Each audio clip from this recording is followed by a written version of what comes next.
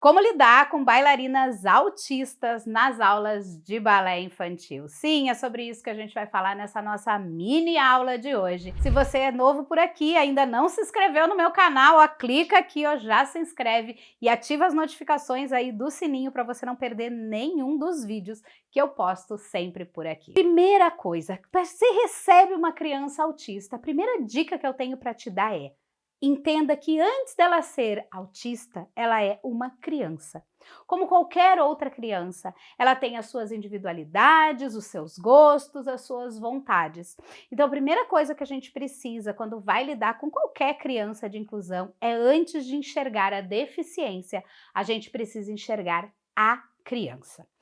Depois, é muito importante que você entenda determinadas coisas. Quais são as características básicas de uma criança autista? Ela tem dificuldade na comunicação e interação social. Então, a gente vai precisar trabalhar isso, né? E ter manejos para lidar com isso nessa criança. Essa criança tem bastante dificuldade no seu processo comunicativo. Então, todas as questões de comunicação dessa criança e de entendimento da comunicação são mais prejudicadas.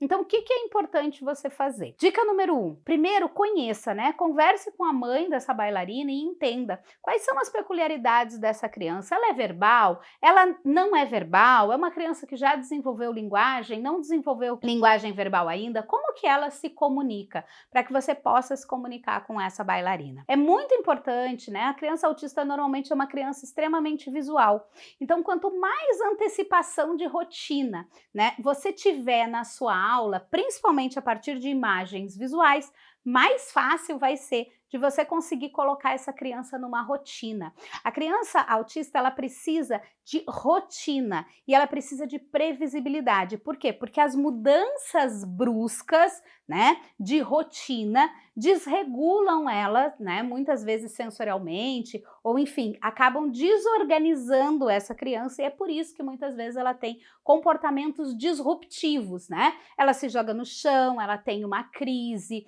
né? Uma crise que, entre aspas, pode ser confundida com uma crise de birra, mas não é. É uma crise de desorganização dessa criança. Então, quanto mais previsibilidade você puder dar, melhor. O que você vai fazer? Você pode fazer cartões, né, com imagens ali dos momentos da sua aula. Então, da rotina da sua aula, né? Então, como começa a sua aula? Começa numa rodinha, você pode ter um cartão da rodinha. Depois a gente vai fazer uma atividade que vai ser espalhadas pela sala e você pode ter ali um cartão desse. Ah, depois a gente vai ter uma atividade de circuito, aí você pode ter um cartão mostrando o circuito. Dê essa previsibilidade, mostre para ela no começo da aula o que vai acontecer. Outra dica interessante para você trabalhar com essas crianças é você antecipar mesmo quando está prestes da atividade acabar, principalmente uma atividade da qual ela goste muito. Tem aquelas atividades que a criança sempre ama fazer, gosta muito, ou uma música que ela gosta muito de ouvir.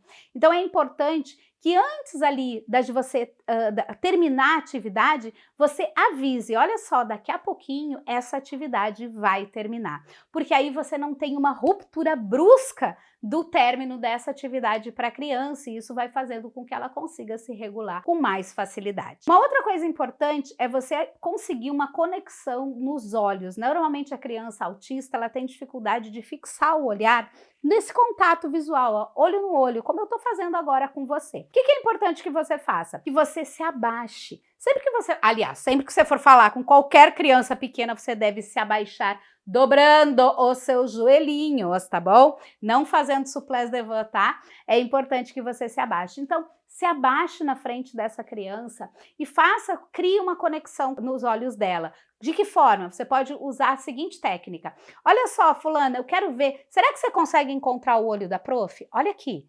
E aí ela vai, ó, olha, quando ela olhou para você, você dá o comando. Agora a gente vai fazer tal coisa. Agora a gente vai caminhar de borboleta. Você dá o comando. O seu comando precisa ser rápido e assertivo. Não fique dando muita explicação. A criança autista ela é muito objetiva. Segunda coisa, você precisa entender que a criança autista ela tem dificuldade de abstração, de imaginação, ela tem uma literalidade muito maior do que as outras crianças. Então, quando a gente diz assim, agora eu transformei todas vocês em borboletas, provavelmente essa criança vai olhar para você e vai dizer, não, prof, eu não sou uma borboleta. Então, o que você vai dizer para essa criança? Agora, a gente vai imitar as asas de uma borboleta. Como faz as asas de uma borboleta? Você entende que é sutil, mas que faz diferença para a criança entender. Ela tem muita dificuldade de entender essas metáforas. Então pense nisso na hora que você está estruturando a sua aula. Cuide com um som muito alto, né? Porque essa criança pode ter sensibilidade auditiva. Cuide com cheiros muito fortes dentro da sua sala de aula, porque sim, essa criança pode ter uma sensibilidade olfativa, né? E os cheiros podem incomodar muito. Então tem ali um cheirinho de lavanda, que é algo mais calmante na sua sala. Evite usar perfumes muito fortes, porque tudo isso ajuda na desregulação dessa criança. Cuide também se você tem lâmpadas na sua sala de aula, brancas. A lâmpada branca, normalmente, ela tem um framezinho, ela dá uma tremidinha. É quase imperceptível para a gente, mas para a criança autista, isso atrapalha na regulação sensorial. Então, se você puder ter um ambiente onde você tem lâmpadas amarelas, você vai facilitar a regulação sensorial dessa bailarina. Então, são algumas, né, questões importantes para você trabalhar. E sempre utilize no começo das suas aulas atividades que ajudem a regulação sensorial dessa criança, trabalhando sistema proprioceptivo e sistema vestibular. Atividades onde a gente possa girar, onde a gente possa sentir esse corpo, rastejar pelo chão para trabalhar essa questão, né, dessa sensibilidade proprioceptiva. É claro que você precisa também saber se essa criança é hipersensível ou hipossensível, porque se ela tiver hipersensibilidade ao toque, evite tocar nessa bailarina. Mas se ela não for hipersensível, você pode inclusive colocar as mãos sobre os ombros dessa bailarina, nessa grande articulação aqui, que vai ajudar ela a se regular sensorialmente. Essas são algumas dicas para você poder trabalhar com uma bailarina autista. E lembre-se, você sempre precisa fazer uma inclusão para todos, lembrando que somos todos diferentes e semelhantes ao mesmo tempo, independente da deficiência, do diagnóstico, antes de qualquer coisa, você recebe uma criança na sua sala de aula.